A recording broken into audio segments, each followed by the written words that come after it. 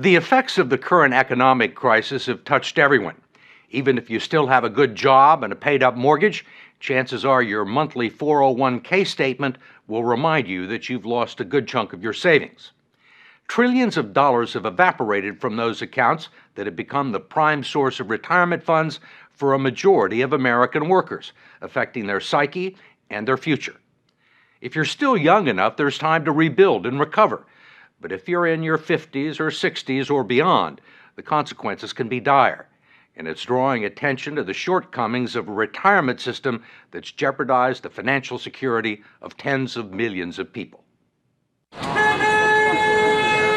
It was a gray, chilly morning in Midtown Manhattan, and a line of unemployed, mostly white-collar workers stretched for blocks around the Radisson Hotel.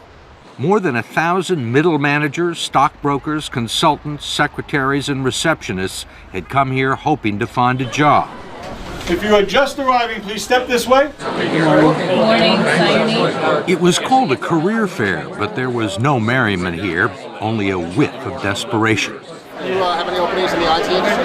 Many of these people had been out of work for months and burned through their liquid assets, their future even bleaker than the present. Alan Weir, who turned 60 this month, showed us his latest 401k statement, which he hadn't had the courage to open up. I'm afraid. You're going to open it now? You want me to? Let's do it. There's good reason for his trepidation. Nearly half of his life savings have vanished in a matter of months. It went down again. How much are you down overall? About $140,000. You think you'll ever get it back? I would probably never see it come back. I was looking to retire probably when I hit 62. I can't do it now. I'll probably be working until I'm at least 70. We can't live our vision of our dream of retirement. That's the worst part. Many people can't. And what was your dream? Our dream was to have a log cabin up north, Leland area, and just live a nice, quiet life. And we can't do that. You think you'll ever be able to retire? I don't see that day. Can no longer see that day. What kind of a retirement plan allows millions of people to lose 30 to 50% of their life savings just as they near retirement? David Ray, president of the profit-sharing 401k Council of America and a lobbyist for the 401k industry, says it's one that empowers people to make their own investment decisions. 401k is the absolute best way people can save for retirement. They absolutely are the best retirement vehicle we have.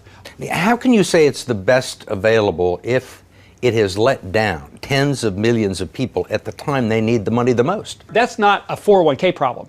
That is our entire investment system. This is about the markets went down for everybody. Nobody was saved in the current thunderstorm. Ray says that many people still have more money in their 401ks than they've actually contributed. He says everyone had multiple investment options, including low-yield guaranteed returns. And he believes people who lost money have no one to blame but themselves. In America, it's a society based on freedom and choice and personal responsibility. We need to help them understand these responsibilities and execute them to the best they can. 401k is part of that. There are no guarantees. What about the people who are 63 or 64? A lot of those people were thinking about retiring. Well, and now they aren't. Well, I mean, a lot of them were retired and have to go back into the workforce. Well, but that was not a 401k problem. That's an investment system problem. The markets go up and down, and if those people chose to take equity risk, there was a logical outcome. The idea was that workers would make voluntary contributions and employers would match a portion of them. The taxes would be deferred until the employee reached the age of 59 and a half. It was supposed to supplement the two traditional income streams for retirees, Social Security and pensions, one leg of a three-legged stool that would support American workers into their golden years. But it didn't turn out that way. The three-legged stool, if you will, has gone to two legs, and it's wobbly, and it's wobbling, and I'm not sure that it's going to support anything. And that's the scary part, and people are afraid. Brooks Hamilton has helped design retirement plans for some of the country's largest corporations. He says 401ks turned out to be so much cheaper than funding pensions that many companies decided to freeze their pension plans and replace them with 401ks. When employers began turning 401ks into retirement plans, the financial community was not shy about promoting them as such. The prospect of trillions of dollars in the hands of unsophisticated investors opened the door for all sorts of potential abuses. The fact is that the typical 401k investor is a financial novice. They don't know a stock from a bond. And we give them a list of 20 or 30 mutual funds with really, really powerful names. You know, they sound like, gee, that's where I want to have my money. David Ray, a lobbyist for the 401k industry, says he favors disclosing the fees, but his partners in the financial industry don't. We wanted to ask David Ray, who's been so bullish on 401k plans, one last question about what the future holds for people like Terry and Donna McNally. Most of the people that we've talked to are 50 and 60 years old and have sustained these losses, say there is no way they're ever going to make them back. Right. Do you agree with that? I think we have to be truth tellers.